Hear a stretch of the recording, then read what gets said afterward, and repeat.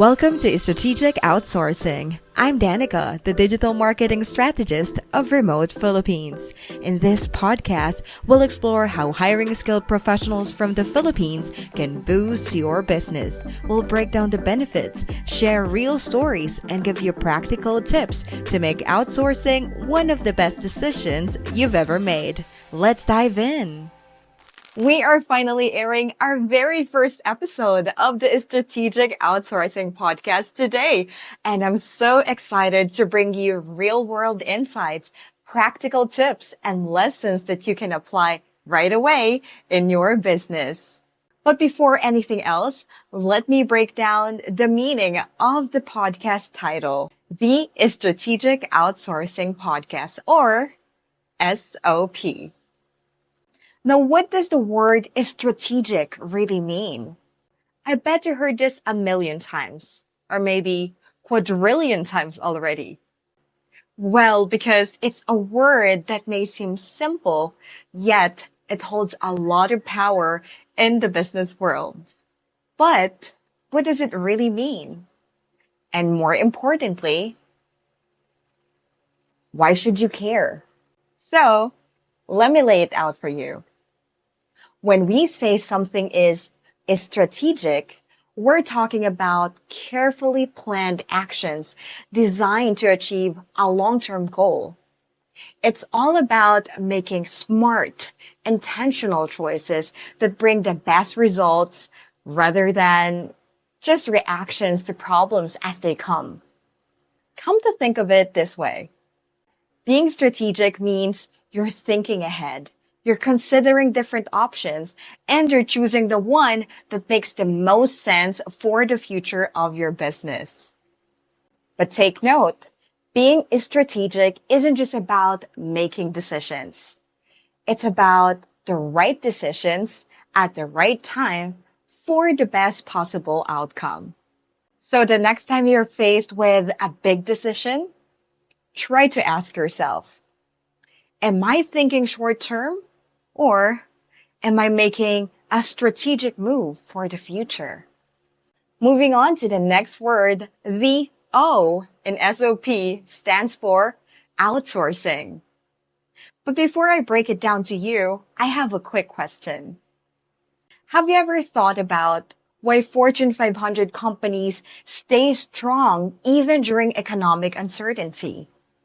One of the reasons is their adaptability in a changing market.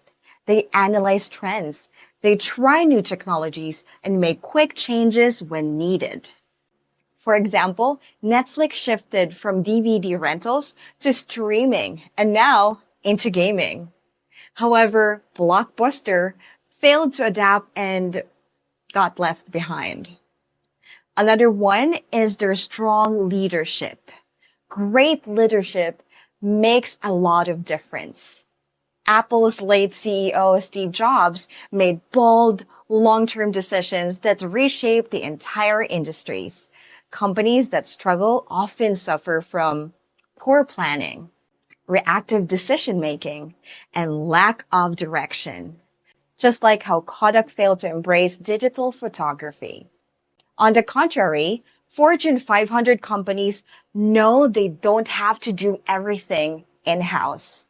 IBM and Microsoft outsource various functions like customer support, IT services, and software development to specialized teams worldwide. This allows them to cut costs, focus on innovation, and scale faster. On the other hand, other companies often hold on to their outdated processes that drain all of their resources. They stick to the saying, if it isn't broke, don't fix it. With these in mind, outsourcing is like hiring someone else to do a job for you instead of you doing it yourself. Imagine you run a bakery. You're great at baking cakes, but you don't have enough time to deliver them to your customers. So instead of doing deliveries yourself, you hire a delivery service to handle it for you. That's outsourcing. You're letting on experts to handle specific tasks so you can focus on what you do best. To understand this in a deeper sense, let's talk about 3 types of outsourcing based on geographical location and their pros and cons. First off, onshore outsourcing. This means hiring a third-party service provider within your own country. Companies like Bank of America and Amazon do this to keep their operations local while still leveraging external expertise. The pros? Easier communication, cultural alignment, and compliance with local laws. And the cons, it's often more expensive abroad due to higher labor costs. So think of it like hiring a freelancer in your city instead of looking internationally. It's convenient, yes, but it might not be the most budget-friendly option that you can have. Next, we have nearshore outsourcing, where companies outsource to a neighboring country. Google and Intel, for example, outsource to Mexico and Canada to take advantage of cost savings while staying in similar time zones. The pros? Fewer time zone issues, better cultural alignment, and lower costs compared to onshore outsourcing. The cons?